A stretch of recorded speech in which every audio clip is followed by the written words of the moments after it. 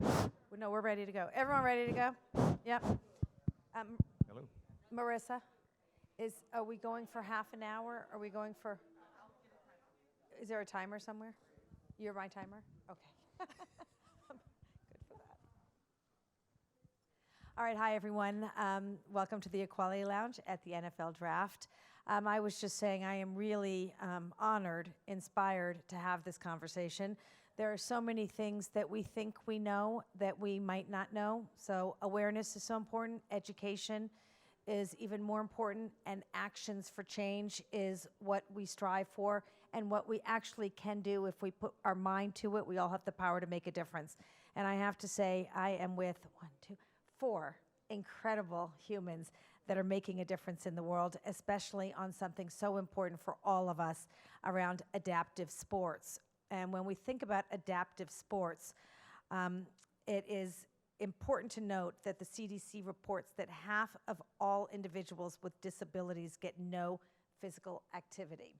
And I wanted to start by having you each introduce yourselves. Tell me who you are, what you do, and why being in the business of adaptive sports is so important to you. So let's start with you, Will. Hey everyone, my name's Will Waller, and obviously very excited to be here. Appreciate the opportunity to talk about adaptive. I'm in the world of adaptive sports because it's something that changed my life. When I was 18, I got shot and was really depressed for 2 years. And then wheelchair basketball was something that pulled me out of a deep depression. And I had an opportunity to go on a much different path than I had been on because of the power of wheelchair sports. And after going through college and competing in the Paralympics, I went on to a 20-year corporate career. But just recently, 2 years ago, I felt like wheelchair basketball was calling me back because the organization was in trouble, and I knew how much the sport had changed my life. And so I left corporate America to come into the nonprofit world to make sure that as many people as possible get the same aha moment that I had through the power of adaptive sports. Wow. I mean, so at 18, 2 years suffering depression, and the opportunity to play basketball, but even playing a sport, having physical activity, was so incredibly important to you. A game changer. So, you're stuck in your own head when you're dealing with difficult situations. Mine just happened to be a disability, but adaptive sports was something that put me around other people like me. It's something that taught me that my situation, I was going to be okay. And eventually it taught me that I can change other lives. So it's been a great journey. So many. What percentage of people in wheelchairs are playing sports? I don't know the exact percentage, but as you said, it's reported that half of people with disabilities are not doing any physical activity. So the number of people who still need to be reached, who want to do something different for themselves, we need to make sure that we're providing programming and awareness at events like this, because part of it is how do we make them aware that these opportunities exist, and then the other part is convincing them that they can actually do it. And so that's what I think you're going to hear from all of us in different ways. And just to wrap up this part of the conversation, playing basketball in a wheelchair, how do you find the locations to do that? Well, you go to www.nwba.org, and we have a section called Find Teams, and we'll be more than happy to connect you, whether it's connecting you to someone who's putting programming together for wheelchair basketball or any other adaptive sport. My story is one related to wheelchair basketball, but any adaptive sport can have the same impact that basketball's had on me. Amazing, thank you. Lisa. I'm Lisa Followay, the founder and CEO of Adaptive Sports Ohio. Our organization is 12 years old, and we provide community-based and interscholastic adaptive sports for individuals with physical disabilities. My story and involvement in adaptive sports came from my son, Casey, who is now 24 and was born with spina bifida.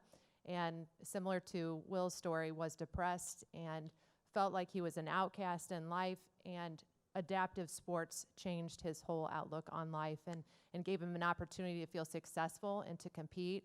And through interscholastic sports, being on his school track team and being included and wearing the school colors was really groundbreaking for him. And so he's been a trailblazer in that sport. And my goal and my vision through the organization is that other Ohioans with disabilities, especially students, have an opportunity to experience the benefit that sport can provide.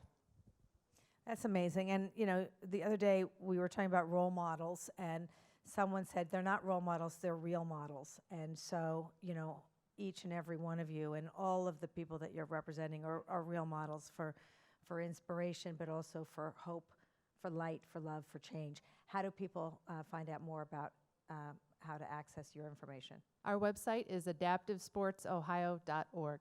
Okay, perfect. Okay, let's hear it. Hi, my name is Ron Tristano. I'm a PGA professional, and I'm the manager of the Cleveland Clinic Akron General Challenge Golf Program for the past 30 years.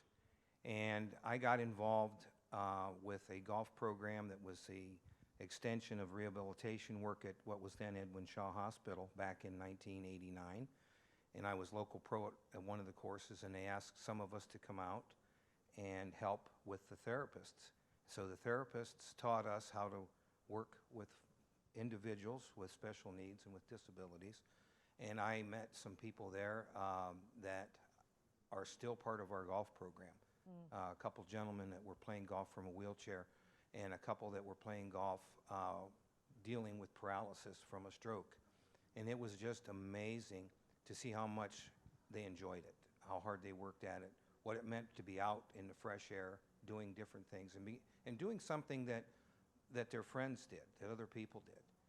And over the years, we've been able to build a handicapped accessible golf facility so we can train folks and see how far that they can go and help them meet their goals. And it's inspiring to me every day. We've broadened out to working with children's groups in the school systems in Akron where we're at, and just agencies from all over. And we're hoping to continue to build that. That's one of the reasons why I was so happy to come here. I said, I'm going to meet some people who are doing some of the same things that we're doing. Absolutely. Be able to pick their brain. What are they doing that we're not doing that we can get better at? And how we can all spread this word so people who have the need for our programs can find us. I think that's a huge need even today. And how do we find you? We are at the Cleveland Clinic website, or you can email me at tristar@ccf.org, and we'll be glad to, and I go on the road, so if you have somebody that needs us, call me. It's really fantastic, and you brought up such a good point. You know, we're better together, and all of us sharing our resources, what we've learned, where we're going, how we can get there. That's how we go further and faster, which is fantastic. So thank you for that. Okay, Joshua or Josh? Josh. Josh. You can call me whatever. Does your mother call you Joshua? A lot of the time Okay. she does. I'll yeah. call you Josh. So my name is Josh Messersmith. I'm the Director of Fitness and Unified Strategies for Special Olympics Ohio. And I got started in Special Olympics actually selfishly because when I was in school, when I was in elementary school, I actually was told by a teacher that since your father owns a business, you don't need an education, and you're never going to amount to anything. You're always going to work for his business. And so from that day on in 5th grade, I decided I was going to do something with a purpose. I was going to change society. I was going to be a change maker. And I started out as a basketball coach for Special Olympics. Yes. Quickly it became, track and field, bocce ball. I started to become that champion that our athletes needed in my small rural county. And finally, an opportunity came at Special Olympics Ohio for me to be the change maker for inclusive programming. And so I came and I seen that our program was lacking because we were featuring our logo. And in that capacity, it's not, sometimes our logo is a hindrance for that athlete because Special Olympics is sometimes earmarked for those with disabilities. And we are an inclusive organization that services everyone. So we put students with and without intellectual disabilities on the same team, playing at the same level. So I came in with the mentality of rebranding that and showing the world that we are one of the most inclusive programs that you can be a part of in the country. And so it's not just for those students with disabilities, it's for those students without disabilities. We're changing concepts, we're changing mindsets in schools, we're creating a more inclusive environment for all students, whether they like sports or not, creating a better school culture leads to a more inclusive and a more accepting society when they become adults. And how do we find out more? My name is Josh Messersmith. You can email me, find all my information on our website, sooh.org. Fantastic. And as I was sitting here thinking, what this sign says, sport has no gender, and it really is, sport has all ability. And that is really what I was thinking about. And then I started thinking about the word adaptive. And is that a new language of how we are talking about disability, adaptive sport? Because we don't say disability, or you're using the words adaptive. Is that a language that we've been using? Because to me, that is a really inclusive, positive, proactive word. We use wheelchair basketball, but we look at it as being under the umbrella of adaptive sports. That's the phrasing that I try to use. But when I'm coaching other people or talking with other people about trying to get them involved, for me, it doesn't really matter what you use as long as it's not offensive, right? But at the end of the day, what I look at is someone's intent. Do they look at it as equal? Do they look at it as just as important? Are they trying to invest in it with their time, talent, or treasure, whatever the case might be? So I try not to get too hung up on the phraseology that's behind it. I look more at the intent and try to help people figure out how we can meet them where they're at, and they can meet us where we're at, so that they can get involved in the sport one way or another. I just think it's such a great word, because it's adaptive it's an equity word. It is just, really a very equitable word, that we are creating sports for everyone.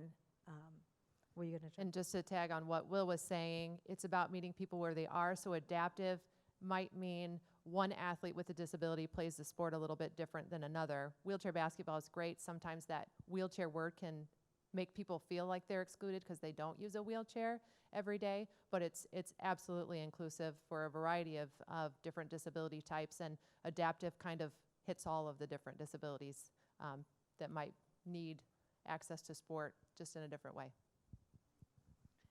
Comments? Yeah, absolutely. I think it's both of you. I agree with what you're saying. Within the Special Olympics community, we use the term inclusive. Because we really are using the power of sport as the catalyst to bring people together through sport, but also, sports sometimes aren't for everyone, and that's okay. And that was something that I had to really push through our board, because we were so focused on sport that sometimes it's okay to not offer sports. It's okay to offer inclusive art, inclusive music, because sport is the catalyst, and sport at our core is what we do. But if we can reach out and create a inclusive programming or adaptive programming for as many students as possible, that is the ultimate goal, is to change a mindset and normalize the experience of working with someone with a disability. Because I was also thinking Special Olympics. Is that going to one day be called Inclusive Olympics? The end goal is, my goal is to really work myself out of a job. So hopefully, we get so great at our job that we don't have to talk about unified programming or inclusive programming or adaptive. It's just football. It's just basketball, and our athletes are included into that. So yes, getting the same visibility, absolutely, as the other sports. And you'll see Special Olympics International actually entered into an agreement with ESPN for our World Games and our U.S. Games in 2022. Fantastic. That is great. Fantastic. One of the things about golf that makes it so good for this type of activity is it's an individual sport, and everybody plays it at their own ability level, whether you can shoot par, or whether you shoot 120. So one of the things that we work very hard on is giving the person a chance to do the best that they can do, but we also involve our students in leagues and things with people who are not physically challenged. So we do offer a lot of inclusive, and I think that's super. Based on what everyone here is saying, I think it's very important for us to do that in golf, and we continue to do that on a regular basis. We offer tournaments and different activities where everybody's the same. Everybody's just hitting the golf ball and trying to get it into the hole as quickly as they can. Well, I'm the par 120, so I can understand that, and I appreciate that. So thank you for that. Cleveland, I am blown away by Cleveland. We've been here for a couple of days, and just to see the unification of all the teams as well, how everybody works together. I spent time with C3 yesterday, and that blew my mind. How is Cleveland such an inclusive place, first of all, and what is Cleveland doing to ensure that adaptive sports and that sport is accessible for all here? I'm happy to jump in and answer that. Our organization's been in Northeast Ohio for 12 years, and we've just recently started into the Cleveland area we have a satellite office here, and we're providing Cleveland programs, but we've got some really great relationships with professional sports teams who their mission is making sure that sport is available, and they're partnering with us, and they're bringing awareness, whether it's us doing an exhibition at one of their games, giving us visual presence to their different spectators. But great partnerships, and we're excited to just start specifically in Cleveland and working with the VA for disabled veterans providing programs, but our welcome has been very well received so far. Well, we've worked very closely with the Cleveland VA, with the Cleveland Sight Center. Even before we started Challenge Golf, there were golf professionals in Northeast Ohio that were working with the Sight Center. So we kind of started with that, and then based on our work with people doing rehabilitation, we found it was a great way for people to get back to some physical health and emotional health and socialization. And this area has been terrific for that. We've had several programs, probably more programs for golf in Northeast Ohio than most states have in an entire state. So it's just a welcoming, and I think our healthcare institutions are really responsible for a lot of that too, because they particularly want people to do something beyond when they leave the hospital. I know we're very concerned about what is somebody going to do after they've gone through rehab. Is there events for them? Are there activities for them?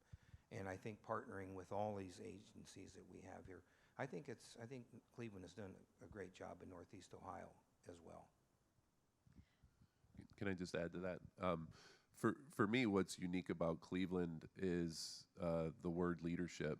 So in some senses, you have people like Lisa, who has a vision because of her personal background with her son, who wouldn't take no for an answer and was going to find a way to make sure that not only her son Casey, but other children like Casey had the same access to sport through their school systems. And by the way, no easy feat to go to the state capitol and to convince them that it's just as important for kids with disabilities to have those experiences. But also, when Lisa goes, or if I were to go as an example, 12 years ago, there wasn't a youth adaptive sports program in the whole state. And, we'd met, we talked about what was missing and what were some different ways to go and solve it. And we've each sort of done it in slightly different ways, but still collaborating to this day. But when you go to the Cleveland Cavs and you say, hey, there's no youth program, here's what we're thinking, here's what we're willing to do, but can you support us? And when you have the leadership at an organization like the Cleveland Cavaliers, leadership at an organization like the Cleveland Clinic, you have to be willing to do the work, but you still need the support. And one of the coolest things that I think has happened over the last several years with those organizations is they amplify the message, right? So we can put on events, we can put on programs and do different things, but in order for us to go now and reach more people, them putting it on their social media, them having us at halftime, them putting us in other community events that they're doing, helps us reach people who might not understand that these opportunities are out there. So that leadership in both directions, I think, is what makes Cleveland unique. Do you need, I just watched the Cavs play last night on the court. Do you need adaptive court too? Or is it's the same court? Let me tell you the beautiful thing about basketball. It's all the same. That's what It's I all wanted the to hear. same. Exactly. I mean, we're going to roll around in chairs, and we're going to put 50% finesse, 50% force, and people will be a little blown away at the pace and the contact and all of that. but rim, court, all that other stuff. Points are Same worth the height. same. All of it, yeah, yeah. So, and that's the way we like it. Well, it's just interesting because for women's basketball, there was conversation of lowering the basket, and in a wheelchair, no conversation about lowering the basket. Not one woman playing basketball wants the rim lower, the That's what court I said. smaller. And like, by the get way, outta not here. going to happen. Yeah, and in wheelchair basketball, like you want to see a protest, lower the rim on us and see what happens. Exactly. Right. And I bet your three-pointer is Still worth 3. it's still worth 3. And it's way cooler. Way cool. Do you ever pair and share, like with, all athletes playing basketball? Talk about your program. Sure. Yeah. So we actually, down here at Progressive Field, we have some wheelchair basketball. Anyone can come on down today and participate. But we love getting people without disabilities in the sport. And Special Olympics is talking about unified sport. And with our school-based interscholastic wheelchair basketball teams, we're doing reverse integration. We love to bring non-disabled students and put them on the team so they're experiencing basketball in a new way, but building respect amongst their school-based peers with disabilities and starting to be advocates for them. So it's pretty cool. That's exactly, and I agree. Agree with everything everyone's saying up here. I mean, we're all fighting the same good fight. We're all having the same end goal. But I agree, having great partners. Special Olympics Ohio has a great partner in the Cleveland School District. So we are in 44 Cleveland schools right now with a goal to unify the entire district, and that will be one of the largest districts that are unified in the country. And it's right here in Cleveland because Cleveland is the catalyst. Cleveland is the game changer. And Cleveland is so inclusive that Cleveland sticks with Cleveland. And that's what's exciting to be here, is everyone wants to see Cleveland succeed.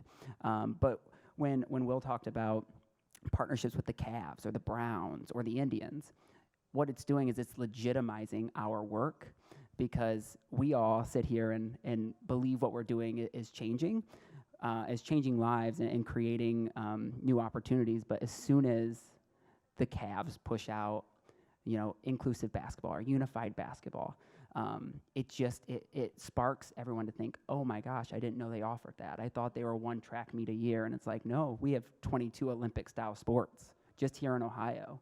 So it's, we are a legitimate sport organization that is just so happens to have people with disabilities. I just keep thinking about, I'm the co-founder of See Her. If you could see her, you could be her. And the representation and reflection of women in media and entertainment is so important. Are we getting enough media coverage around adaptive sports? I'll give the political answer. Give it straight. I believe that we're getting great coverage, but everyone could always use more. More exposure is always better. And so, yes, getting those prime time, that prime airtime, and getting that would be great. I think that we are getting okay at it, but there's always room for improvement. So I'm just, for all you media people watching all over the world, you hear this here and now. We can always use more. Thank you very much. Will, were you going to jump in on that? Yeah, I don't think it's enough. I think we have to do a better job making it easy for people to follow us, making it easy for them to engage with us. But I think when NBC puts on or puts out an article that says we're going to have record-breaking coverage of the Paralympics this year, but it's like 2 hours more than the last time, which was only 4 hours. That's not really enough. And it's 100%, not 100%, but vast majority on YouTube versus, on prime time. And the biggest way to change perception and the mentality around adaptive is to expose people to it. And it's going to take some organizations in the media world the willingness to take the leap before they have all the statistics that say that there's going to be, X, Y, or Z ROI that goes along with it. Like someone's going to have to take the leap. Yeah. Listen, I say ROI is not just return on investment, it's return on impact and impacting lives. And we're going to go to the impact on lives because you are impacting so many lives. Go ahead, Lisa. I would just agree that we definitely need more exposure through the media. And just even at a policy level, people with disabilities are the most underrepresented and considered in terms of what can make a difference in their life and affect change. So media presence would definitely increase participation in our sport, but also the stories of the people that participate, he shared his story. They have phenomenal stories of how they've overcome significant odds, and those stories are compelling, but they're athletes. And I think our athletes they want their story to be told, but they also want to be viewed as an athlete, not just as an inspiration. So not just increasing the coverage, but changing the way they're portrayed when those stories are released. Shelley, can I just build off of that real Yes. quick? It's interesting, if you follow LeBron, he started, the mantra more than an athlete. So professional athletes want to be seen as more than an athlete, the whole shut up and dribble thing. And he's been proving everyone wrong that he could do way more than dribble a basketball, right? But people with disabilities are craving to be seen as an athlete. Like, oh, you're such an inspiration. Like, but all I did was get dressed today. Like, I'm not an inspiration yet. Let me go show you something, and then you could call me an inspiration. I'm okay with it because sometimes the inspiration is what gets people in, and then it's our job to give them everything else that's compelling. But the whole want to be an athlete or be seen as an athlete, it's just so interesting compared to professional sports where they want to be seen as something other than an athlete. So it's all context, right? But that's where it goes together. I think that's where, when I was thinking about pairing and sharing, professional athletes, I'd like to see a basketball game, or a three-point shot or, free throws or whatever with professional athletes and, adaptive athletes. And, because I think it's an equal playing field. I mean, if you don't have to run back and forth from that. They wouldn't call it equal because they get destroyed every time it happens. Go, Will. Right? But, That's right. But yeah, we do try to do that, and they are great sports. It's one of the best ways to legitimize the sport, as Lisa said earlier, is to let them experience it firsthand. We're doing more than just going out there and inspiring people, but you're going out there and just putting pure athleticism on display, and they can appreciate it when they sit down. And every time a professional athlete shoots their first shot from a wheelchair, 99% of the time it's an air ball. So it's like, all right, told you. Well, I also started thinking, I want to go back to media for 1 second, because does anyone know what percentage of people are over the age of 18 with purchase power are disabled? Not as a percent. I mean, Can someone look that up? What percent of United States with, let's just say in general, let's not look at purchase power, are disabled?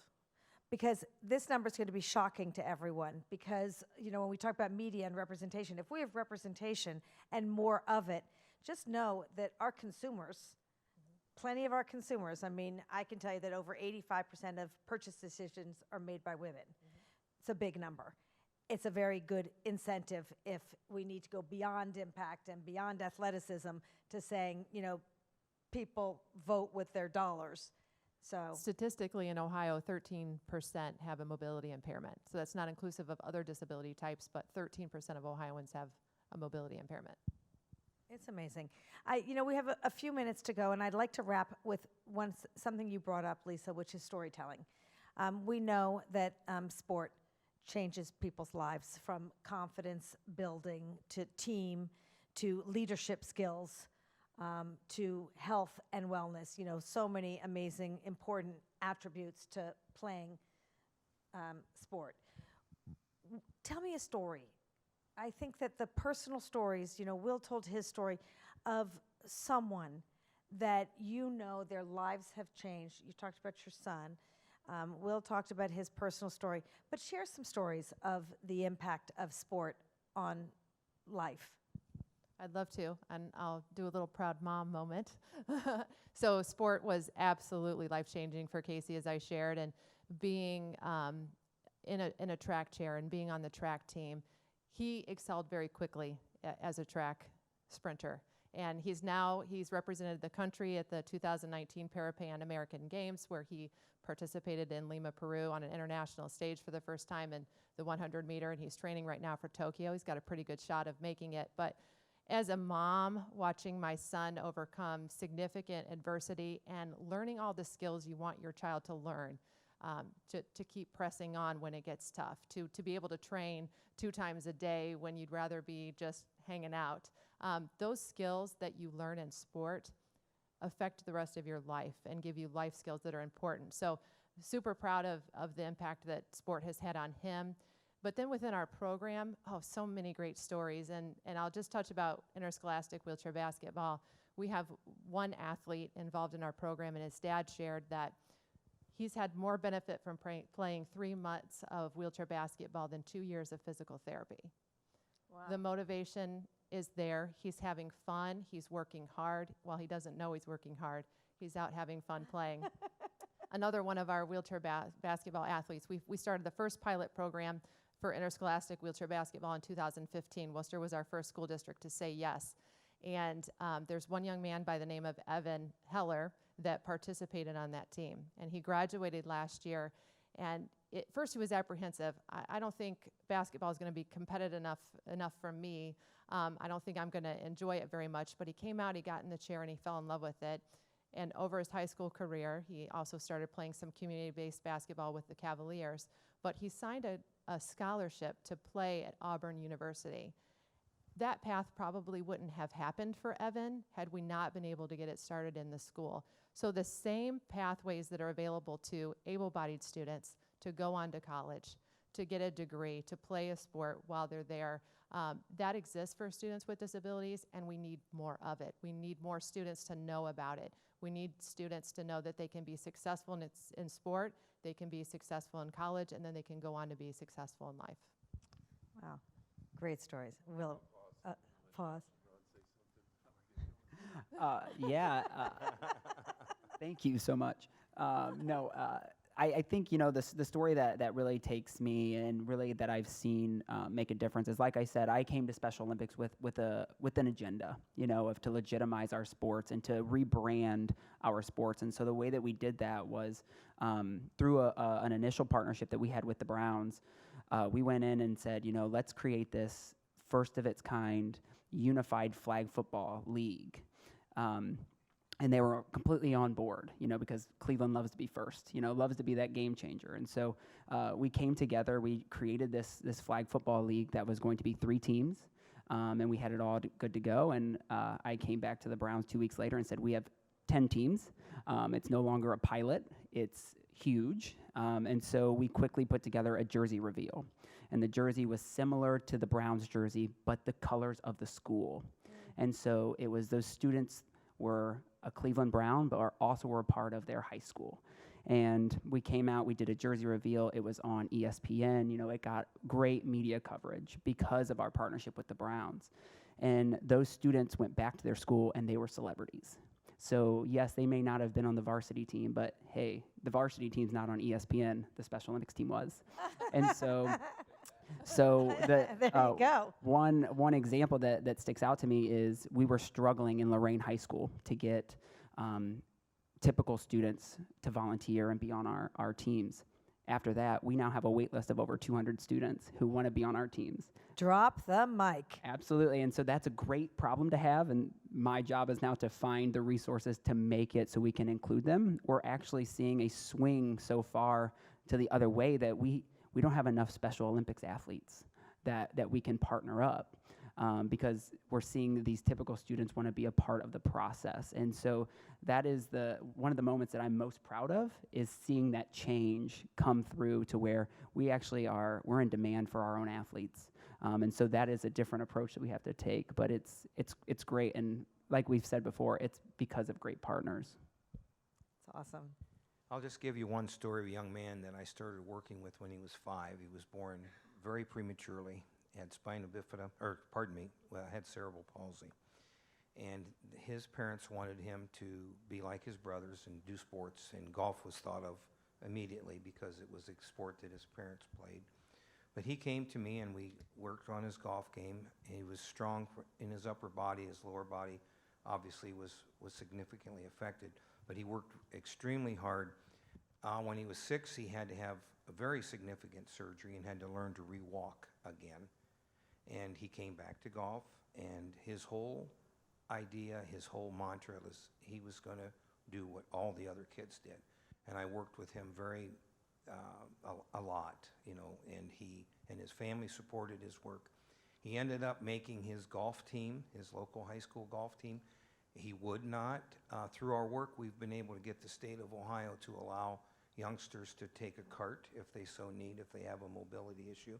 He would not take a cart. He would walk, carry his bag. And now he is a freshman at the University of Akron.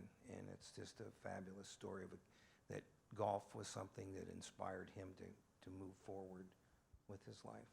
It's a beautiful story. Okay, Will. Floor Well, is yours. Well, what I like to tell people is that there's no one amazing story. We have 2,400 athletes across the U.S., and each one of them has a compelling story.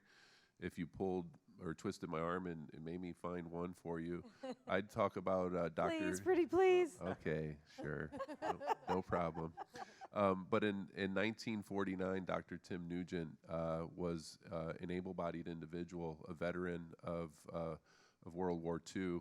He worked at a VA, and in the VA, he was providing programming for veterans with disabilities because sports, specifically basketball, was beginning to crop up at some of the institutions because it's really easy to translate into wheelchair sports to play wheelchair basketball.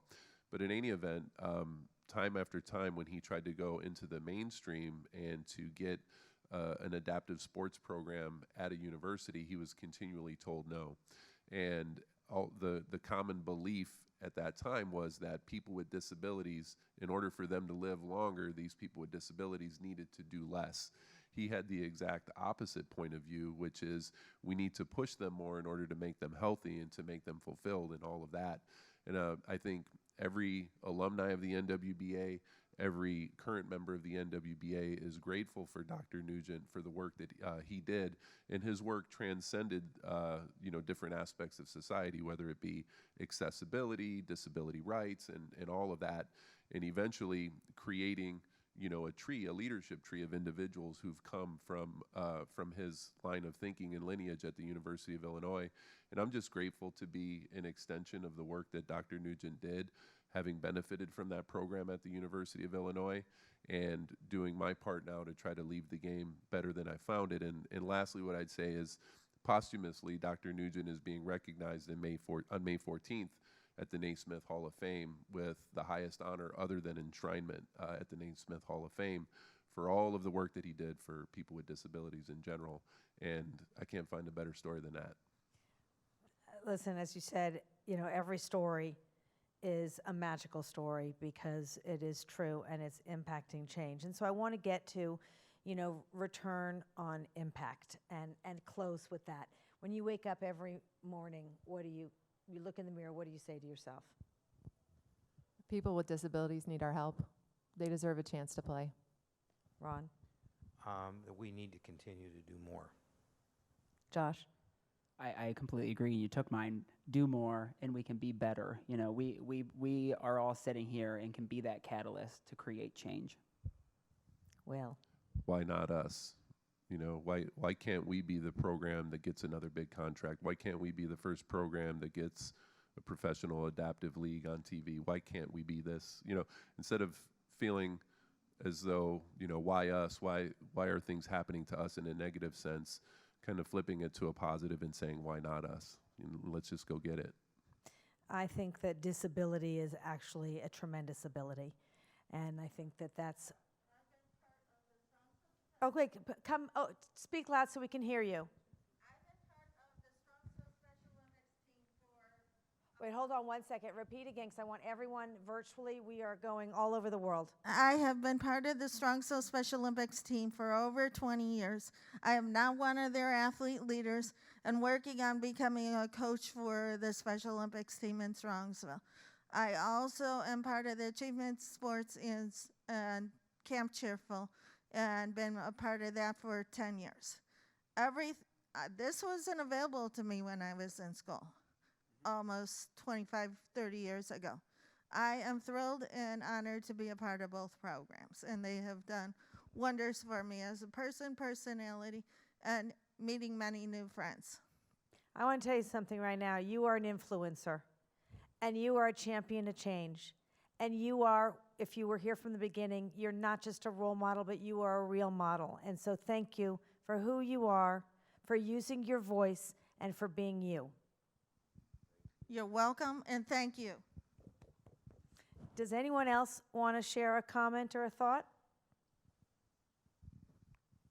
Will does. Okay, I just really want to say thank you for, contributing so much to society and helping all of us have that inspiration, the aspiration, and the tools and the forums and the activities and the resources that you are providing to so many to be able to have equitable access to being our best selves. And so thank you very much. You are all champions for change. Thank you. Thank you. And your mother, Josh. So for you, Mom, Joshua is amazing. Thank you. That's great. Thank you, everyone. Thank you.